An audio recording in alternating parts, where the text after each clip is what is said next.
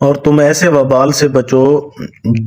بچو کہ جو خاص انہی لوگوں پر واقع نہ ہوگا جو تم میں ان گناہوں کے مرتکب ہوئے ہیں، اور یہ جان رکھو کہ اللہ تعالیٰ سخت سزا دینے والے ہیں۔ اور اس حالت کو یاد کرو جب کہ تم قلیل تھے، سرزمین میں کمزور شمار کیے جاتے تھے، اور اس اندیشہ میں رہتے تھے کہ تم کو مخالف لوگ نوچ کھسوٹ نہ لیں۔ سو ایسی حالت میں اللہ نے تم کو مدینہ میں رہنے کی جگہ دی، اور تم کو اپنی نصرت سے قوت دی، اور تم کو نفیس نفیس چیزیں کھانے کو عطا فرمائی تاکہ تم شکر کرو۔ اے ایمان والو، تم اللہ اور رسول کے حقوق میں خلل مت ڈالو، اور اپنی قابل حفاظت چیزوں میں خلل مت ڈالو، اور تم اس کا مضر ہونا جانتے ہو،